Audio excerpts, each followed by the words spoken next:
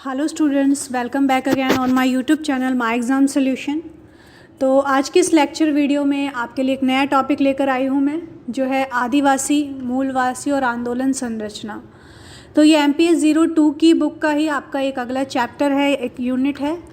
और इसके अंदर जो भी आदिवासी थे, मूलवासी थे, जिनको हम मतलब ये दोनों एक ही शब्द है, और इनकी क्या प्रॉब्लम्स थी और कैसे इन्होंने जो है अपनी प्रॉब्लम्स के लिए क्या सोल्यूशन यहाँ पे जो है सरकार की तरफ से किया गया, तो उसके ऊपर ही ये पूरा चैप्टर है आपका कि मूलवासी जो थे वो कौन थे पहले हम जानेंगे, फिर उन्होंने कैसे जो है अपने आंदोलन की शुरुआत करी और बाद में कैसे सरकार द्वारा उन्हें मान्यता प्राप्त हुई। तो इन सब के बारे में हम जानेंगे। आपके पूरे चैप्टर में जितने भी पॉइंट्स दिए गए थे उन सभी को मैंने कवर किया है, और जो है सारे ही हम देखेंगे इंपॉर्टेंस क्वेश्चन इस पे कौन से बनते हैं।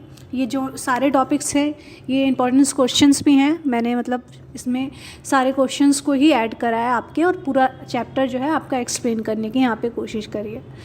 तो स्टूडेंट्स, मैं आपको बता दूं, मैं MA पॉलिटिकल साइंस और BA के सभी चैप्टर्स जो है हम अपने माय एग्ज़ाम सॉल्यूशन पे डालते रहेंगे। तो अगर आप भी MA या फिर BA पॉलिटिकल साइंस कर रहे हैं तो इसमें आपको सारे ही सिलेबस आपका कवर होता रहेगा।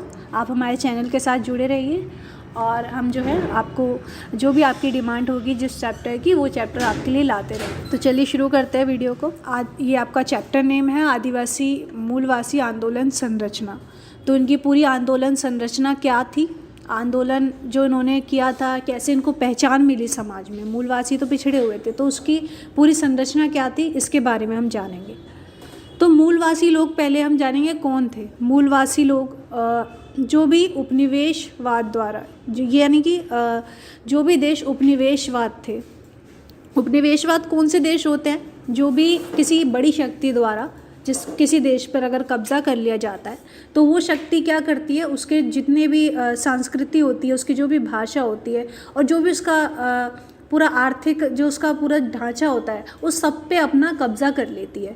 उपनिवेशवाद उसे कहते हैं। तो किसी भी देश की संस्कृति पर अगर कोई कब्जा कर लेती है बड़ी शक्ति, तो उस देश की जितने भी अपने विचार होते हैं, अपनी शक्तियाँ होती हैं, अपने देश का उसका जो भी होता है, वो चीज़ें वो नहीं कर पाता है, क्योंकि अब उसे कौन चला रहा है? दूसरी शक्ति चला रही है। तो उपनिवेशवाद उस देश पर कर लिया गया है यहाँ पे, और उस देश की जो संस्कृति है वो कहीं ना कहीं खोती जा रही है। तो उस देश को कहते हैं हम मूलवासी। और मूलवासी लोग, उपनिवेशवाद वो देश होता है, और मूलवासी वो लोग होते हैं जिनकी संस्कृति खो गई है, या फिर उनको जो है उनकी जो भी भाषा या संस्कृति या जो भी उनका समुदाय है उसको जो है बाहर ही नहीं लाया जा रहा, या फिर उनको महत्व ही नहीं दिया जा रहा, उसको हम कहेंगे मूलवासी लोग। तो जो भी देश उपनिवेशवाद थे, जिन देशों पर विदेशों द्वारा बलपूर्वक कब्जा कर लिया गया था, उसे कहते हैं मूलवासी। और विदेशियों द्वारा नियंत्रण कर लेने से उनके ऊपर आर्थिक, सामाजिक, सांस्कृतिक, राजनीतिक विकास के रास्ते अवरुद्ध हो गए थे। तो यानी कि अब किसी दूसरी शक्ति ने उस पर कब्जा कर लिया है, उसके सारे ही विचार और जितनी भी संस्कृति है, अब दूसरी संस्कृति जो है डिसाइड करेगी। तो यहाँ पे उस समुदाय का, उस देश का जो अपनी संस्कृति थी, अपना आर्थिक ढांचा था और सामाजिक ढांचा था, वो खोता जा रहा है। तो उसका जो है अपने सामाजिक और सांस्कृतिक विकास वो यहाँ पे नहीं कर पा रहा है। इसी के साथ हम देखेंगे अब मूलवासी आंदोलन की शुरुआत कैसे हुई। यहाँ से तो हमने देख लिया मूलवासी कौन थे। अब इन्होंने अपने लिए लड़ना शुरू किया यहाँ से। तो 18-19 सेंचुरी में जो है ये आंदोलन की शुरुआत मानी जाती है। यहाँ से लोगों में जो है प्रोत्साहन बढ़ा था अपने लिए लड़ने का, अपने राज्य के लिए लड़ने का, और अपनी संस्कृति को आगे लाने का। तो यहाँ से सबसे पहला इनके पर क्या किया गया था, जिस वजह से 18-19 सेंचुरी में जो है इन लोगों का जो है इन्होंने अपना विकास करना प्रारंभ किया। तो आक्रमणकारियों ने उनके वन संबंधी अधिकारों को अब मूल निवासियों के लिए सीमित कर दिया था। यानी कि जो भी इन पे कब्जा कर रही थी जो भी शक्ति, अब उन्होंने क्या किया, अब यहाँ के जो भी लोग थे वो सब अपना जो रोज़ के जीवन में जो भी खाना बनाते थे या जो भी काम करते थे, उसके लिए उन्हें वनों की आवश्यकता पड़ती थी। दवाइयों के लिए पेड़ों से कितनी चीज़ें हो सकती हैं, वहाँ की लकड़ियों से, वनों से। अब वहाँ के सारे लोग पेड़ों को यूज़ करते थे, पर अब क्या हो गया था, जिस भी शक्ति ने उस पर कब्जा किया है, उपनिवेशवाद उसे बना लिया है, तो उन लोगों को अब ये अधिकार जो थे उनके कि हम पेड़ों का यूज़ कर सकते हैं कुछ भी, अब उसके लिए हमारा मतलब अपनी ज़रूरत के हिसाब से कितनी भी लकड़ियाँ हम ले सकते हैं। अब इन अधिकारों को यहाँ पे सीमित कर दिया गया था। जो भी आक्रमणकारी शक्ति थी उन्होंने उनके अधिकारों को सीमित कर दिया कि भाई आप इतने जो है नहीं लेंगे और जो है वनों को अब आप उसमें नहीं जा सकते, या फिर जो है एक सीमित उनका एक बाउंड्री उनकी लगा दी थी, या फिर एक ऐसे अधिकार उन पे लगा दिए थे कि वो जो है एक सीमित भाग में ही ये सब कार्य करेंगे और इन सब को यूज़ करेंगे, इन सब चीज़ों का। तो यहाँ से इनके जो मूल निवासी थे इनका जो है यहाँ से प्रोत्साहन मिला इन्हें कि उन्हें कैसे अपने आंदोलन को आगे लेके जाना चाहिए। तो पहली बार मूल निवासियों ने अपनी अपील उपनिवेशवाद से निवेदन के रूप में करी थी। यहाँ से ये लोग भड़क गए थे कि हमें वन पे तो हमारा अधिकार है, तो ये लोग हमें क्यों नहीं यूज़ करने दे रहे हैं।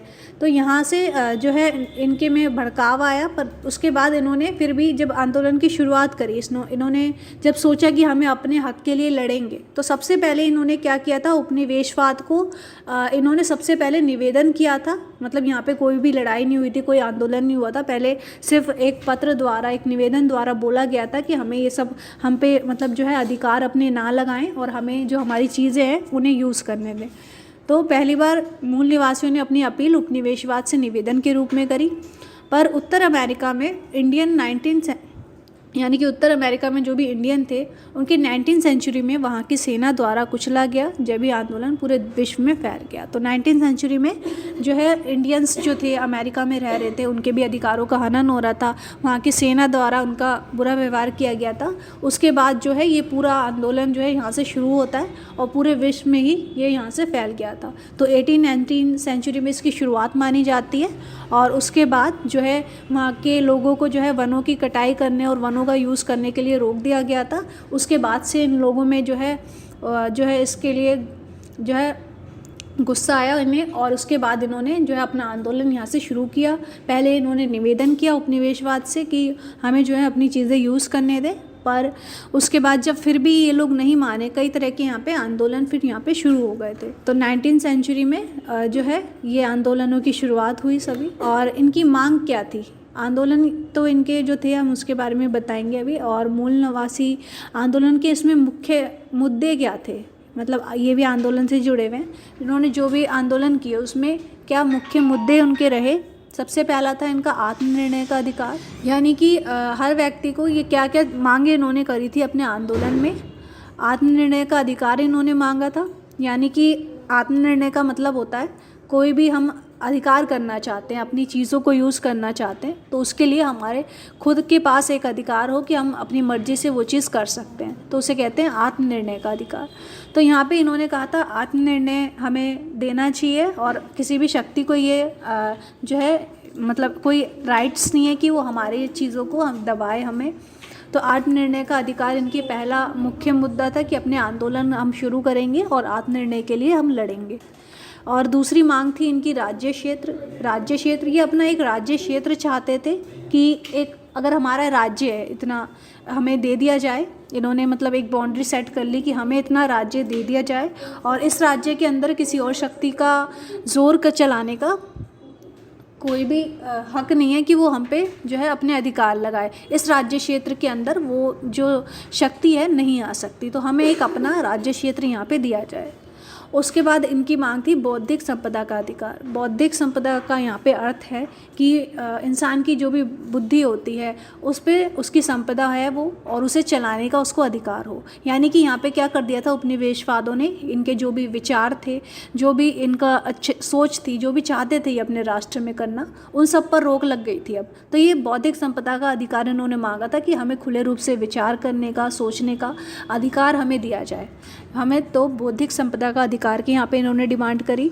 और सांस्कृतिक परंपराओं एवं मूल भाषा की इन्होंने डिमांड करी, यानी कि इनकी जो भी सांस्कृतिक परंपराएं थी, जो भी इनका कल्चर था, वो जो पुराने टाइम से चला आ रहा था, शुरू से जो इनकी संस्कृति में होता था और जो इनकी भाषा बोली जाती थी, उस पे किसी का अधिकार ना हो। हम जो है अपने कल्चर को कंटिन्यू कर सकें और अपनी भाषा को बोल सकें, ये अधिकार की इन्होंने यहाँ पे मांग करी थी। और ये जो मैंने आपको मांगे बताई है स्टूडेंट्स, ये आपको याद रखनी है। मतलब ये चारों ही पॉइंट्स आपको अगर पूछे जाते हैं, इस पर क्वेश्चन बनता है मूल निवासी आंदोलन के मुख्य मुद्दे क्या थे, तो आपको ये चारों अभी अगर आप लिख देते हैं और इसको एक्सप्लेन कर देते हैं तो आपका क्वेश्चन यहाँ पे बनता है।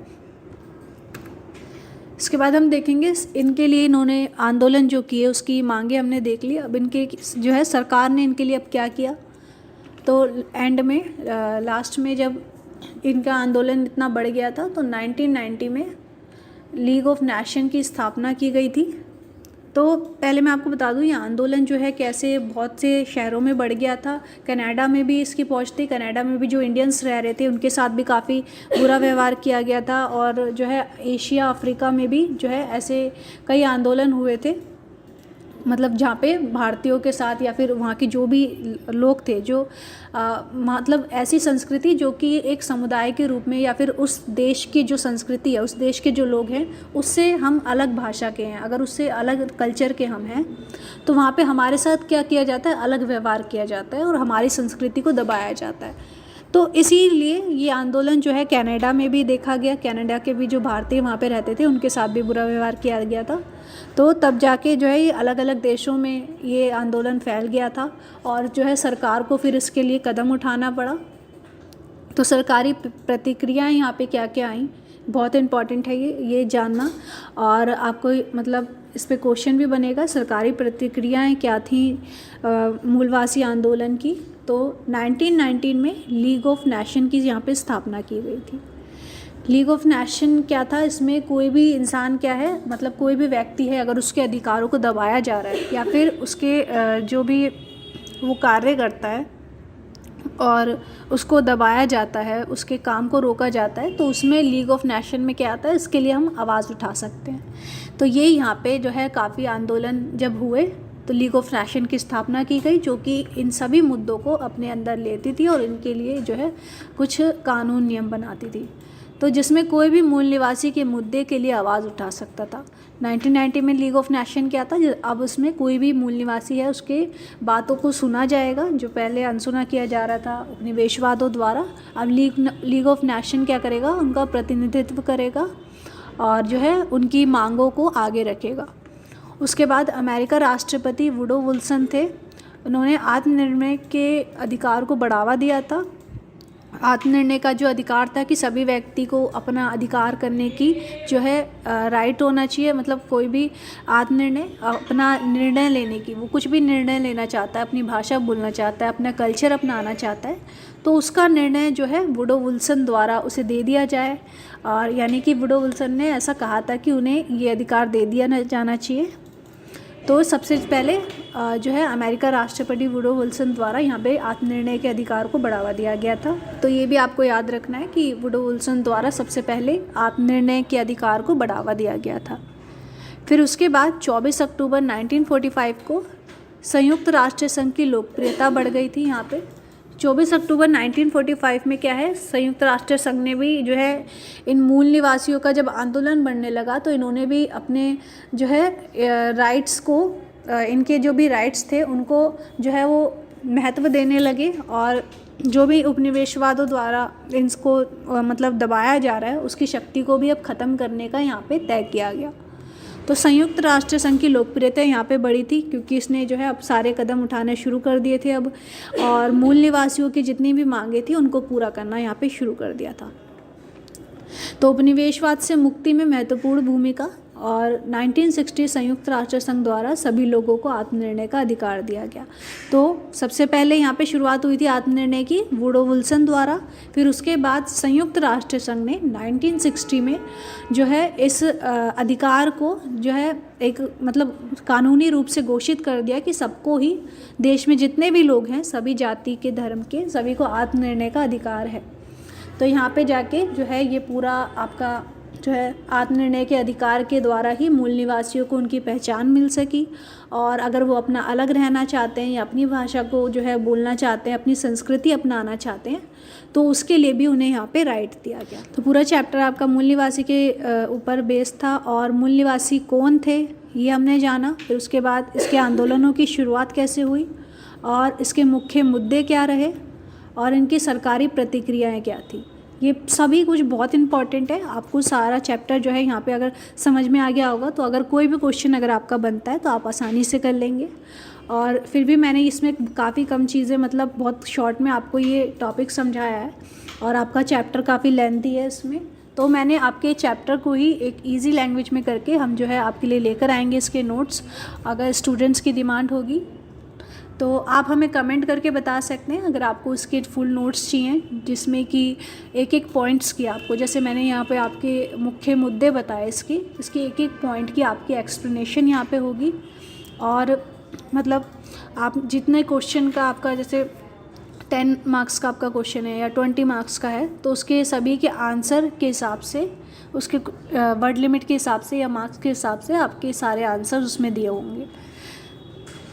तो स्टूडेंट्स, आप इसकी डिमांड अगर आपकी है तो आप हमें कमेंट में बता सकते हैं।